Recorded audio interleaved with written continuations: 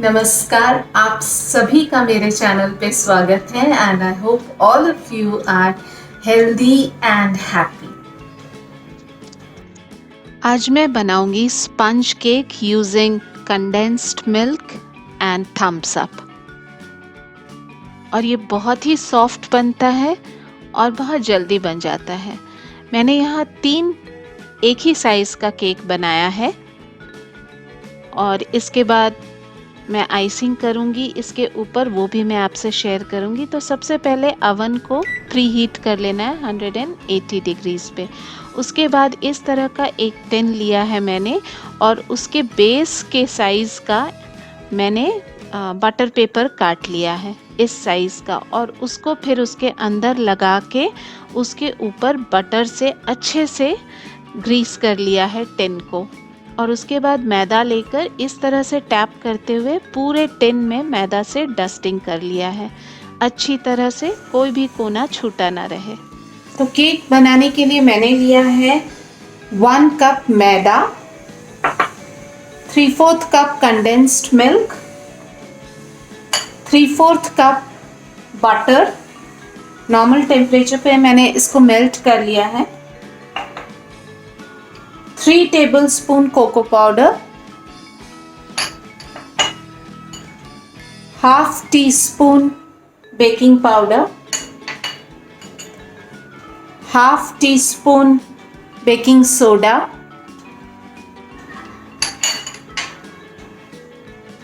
Quarter teaspoon salt नमक, और मैं लूँगी 3/4 कप ये थम्स अप। आप चाहे तो पेप्सी भी यूज़ कर सकते हैं, और half tea spoon vanilla essence. तो जैसा कि मैंने आपको दिखाया कि पहले मैं ये बेकिंग टिन को अच्छे से तैयार कर ली हूँ। पहले मैं इस बोल में लूँगी ये 3/4 कप बटर,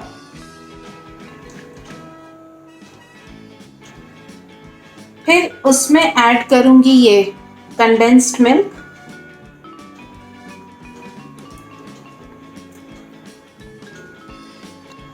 फिर मैं ऐड करूँगी वेनिला एसेंस,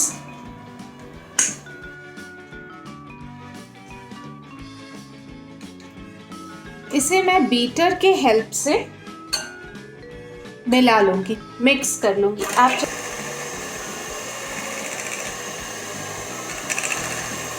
अब मैं इसमें ऐड करूँगी 3/4 कप ये थम्स अप।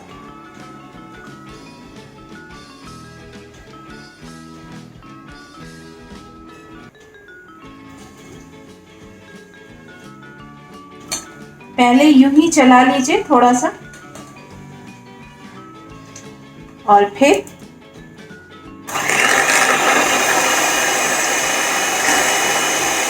अब मैं इसमें ऐड करूंगी ये मैदा। थोड़ा थोड़ा ऐड करके मिलाते रहिए, पूरा मैदा एक साथ नहीं। और फिर ये baking soda, baking powder, salt नमक, इसको पहले मैं मिला लूंगी।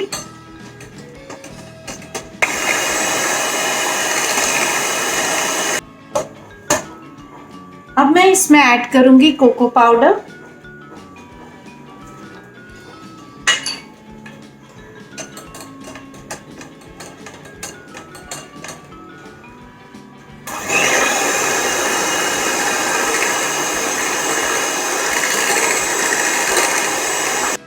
अब जो ये बचा हुआ मैदा है वो मैं ऐड कर दूंगी।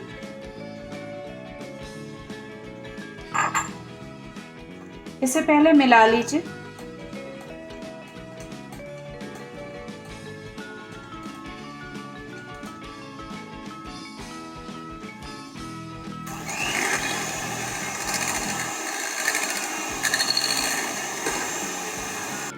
इसे स्पैचुला से इस तरह से स्क्रैप कर लीजिए साइड्स में जो लगा हुआ है।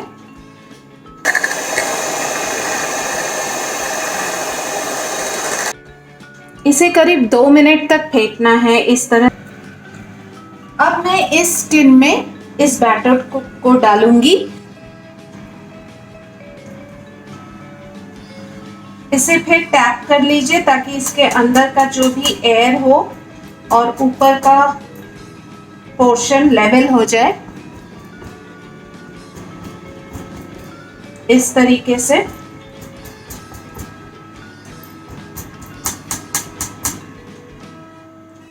फिर मैं इसे 180 डिग्री पे 25 मिनट के लिए बेक कर लूँगी। और ये देखिए, बेक होने के बाद तीनों केक इस तरह से अच्छी तरह से बेक हो गया है। ये केक को मैं एक के ऊपर एक रखूंगी इस तरीके से। और चूंकि ये मेरा केक बिल्कुल ही फ्लैट है तो मुझे इसे काटने की ज़रूरत नहीं है। ये देखिए आप, ये ऊपर से भी बिल्कुल फ्लैट है, तो मैं इसे यूं ही रख दूंगी इस तरीके से, मैं काटूंगी नहीं। लास्ट वाले केक को मैं दूसरा साइड रखूंगी, ये इस तरीके से। अब मैं क्रीम को थोड़ा सा whip करूंगी, तो मैंने ये वाला whip क्रीम लिया है रिच्स का, और नीचे एक बर्तन में मैंने आइस लिया है इस तरीके से, और उसके ऊपर एक और बोल रखूंगी। और ये बोल मैंने डीप फ्रिज में रखा था, करीब 1-2 घंटे तक ये बोल डीप फ्रिज में था। उसके बाद इसमें मैं क्रीम डालूंगी, और ये जो बीटर का अटैचमेंट है इसे भी मैंने डीप फ्रिज में रखा हुआ था। ये प्रोसेस आप ज़रूर कीजिएगा फ्रिज में रखने का, नहीं तो आपका जो क्रीम है ना बहुत पतला सा बीट होगा, तो इसे आप स्किप मत कीजिएगा। बोल और विपर दोनों को फ्रिज में रखना ज़रूरी है, तभी आपका क्रीम का टेक्सचर अच्छा आएगा। ये देखिए, ये बिल्कुल नहीं गिर रहा है। तो इस तरीके से जब आपका हो जाए तो आप समझिए कि इट्स डन, ये क्रीम लगाने के लिए तैयार है।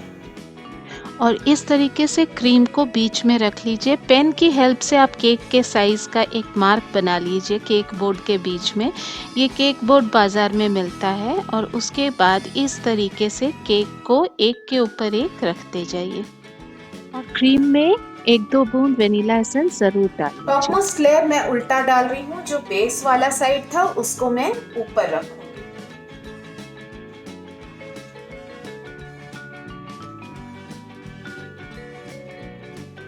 इस तरीके से, राइट। और अब मैं इसके वॉल को क्रीम से कवर करूंगी। तो मैं केक को टर्न टेबल पे रख लिया, और इस स्क्रैपर के मदद से मैं क्रीम को इसके वॉल पे लगाऊंगी।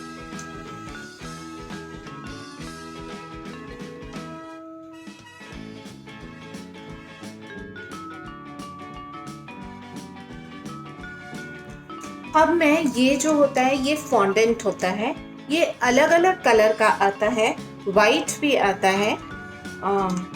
तो एक्चुअली ये शुगर से बनता है, तो इसे मैं बेल लूँगी, पतला शीट जैसा मैं इसे बेल लूँगी।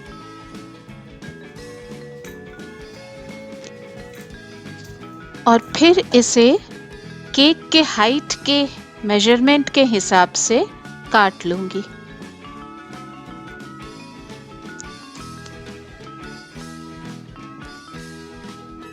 तो ये जो स्ट्रिप काटा है ना मैंने, इसमें आप इस तरह से फिंगर से ऐसे इम्प्रेशन बना लीजिए। मैं ऑलरेडी इस तरह का इम्प्रेशन बना के केक पे लगा चुकी हूँ। ये देखिए, इस तरह का इम्प्रेशन बनेगा, और फिर उसे केक पे लगा दीजिए। इस तरह से अगर आप प्रेस करेंगे ना तो ये इम्प्रेशन बन जाएगा, राइट। ये देखिए, और फिर इस कोन में क्रीम को इस तरह से भर के इसके ऊपर जस्ट पीक्स बना दीजिए। और फिर डबल बॉयलर में डार्क चॉकलेट को मेल्ट करके ब्रश की हेल्प से इस तरह का मैं शेड्स दे रही हूँ। तो ये मेरा स्पंज केक बियर मग में तैयार है। Love you pop.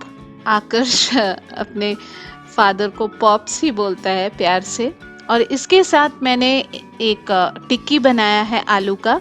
इसका रेसिपी मैं आपको नेक्स्ट वीडियो में शेयर करूँगी, क्योंकि ये वीडियो बहुत ही लंबा हो जाएगा। तो आप इसे बना सकती हैं। और साइड में टूथपिक के हेल्प से मैंने उसका हैंडल बनाया है। और यहाँ मैंने थोड़ा सा काजू भी रखा है साइड में।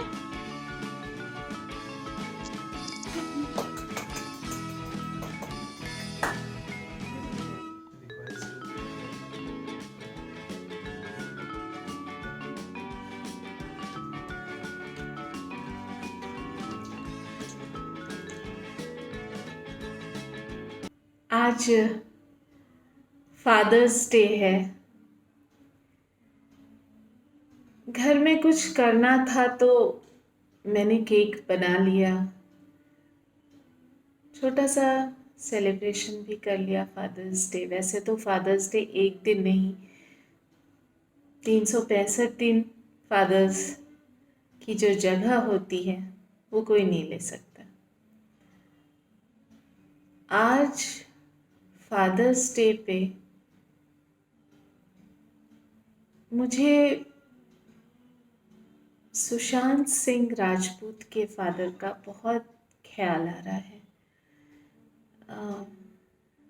इस वाक़या को 1 हफ्ते गुज़र गए हैं और मैंने इस विषय में बात नहीं की, क्योंकि मुझे समझ में ही नहीं आ रहा था इस विषय पे क्या बोला जाए। कि उन्होंने तो अपने बेटे को ज़िंदगी भर सपोर्ट किया।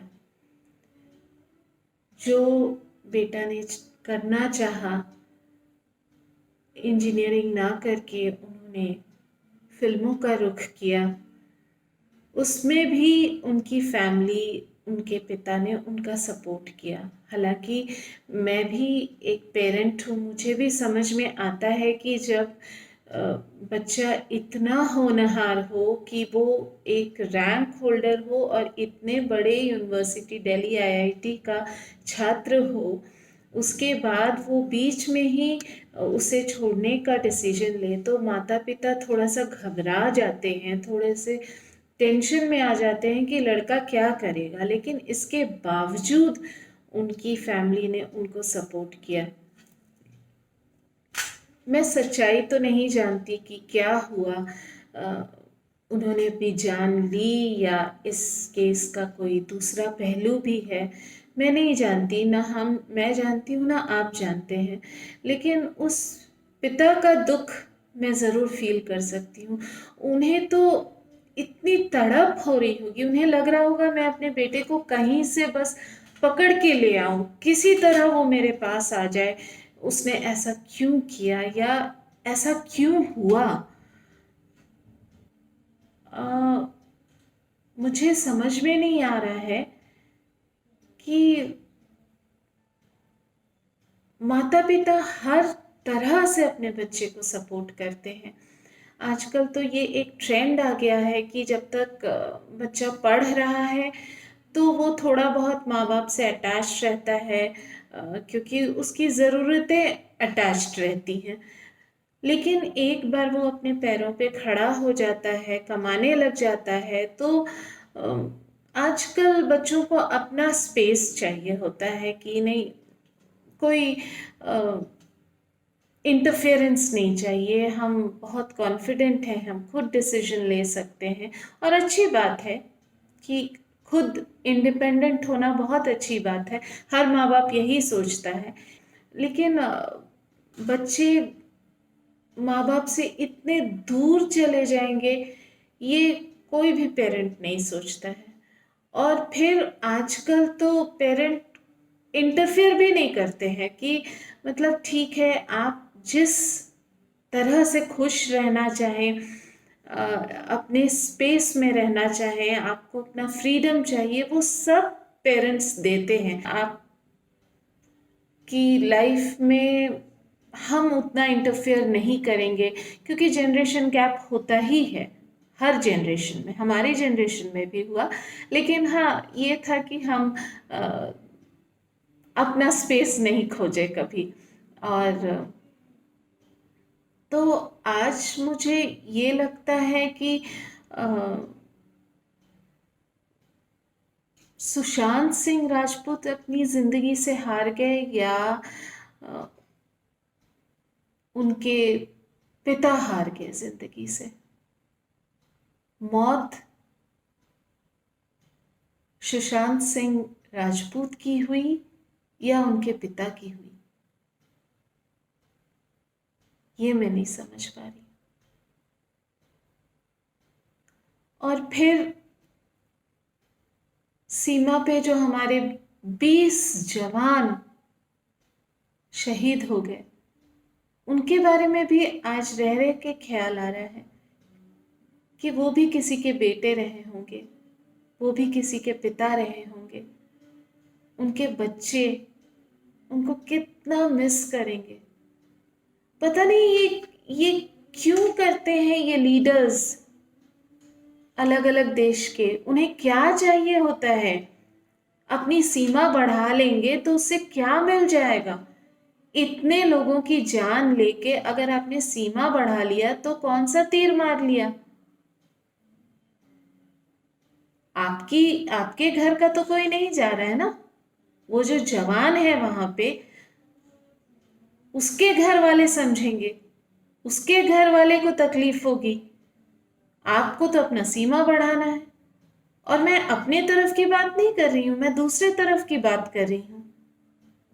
हमारे भारत के भी बहुत सारे पड़ोसी देश हैं, लेकिन हम तो कभी अपनी सीमा बढ़ाने के बारे में नहीं सोचते हैं।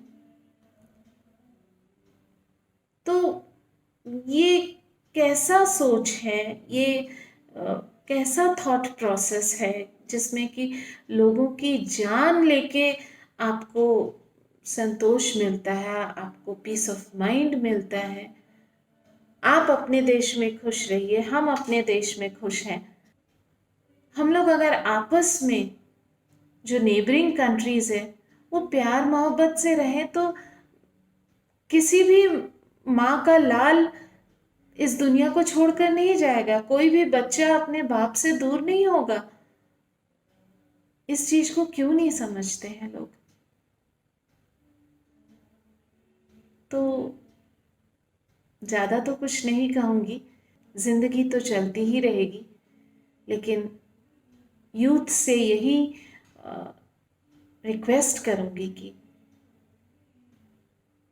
पता नहीं सुशांत सिंह ने ये कदम उठाया कि नहीं उठाया, वो मैं नहीं कह सकती हूँ, लेकिन यूथ से यही रिक्वेस्ट करूंगी कि ऐसा कोई कदम मत उठाइए।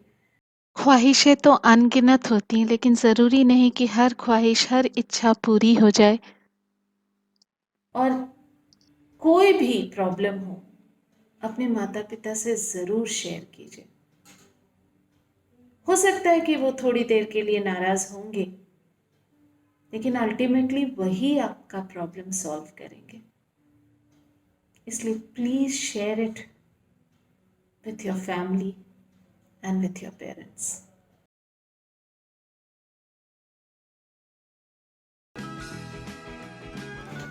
और ये देखिए अंदर से ये केक कितना फ्लफी हुआ है, कितना सॉफ्ट बना है, और टेस्ट तो बहुत ही अच्छा है milk made and Thums up की वजह से। बहुत अच्छा टेस्ट आया, आप इसे ज़रूर ट्राई कीजिएगा। अगर आपको ये रेसिपी पसंद आई है तो एक लाइक ज़रूर दे दीजिएगा and do subscribe to my channel. That's all for today, bye.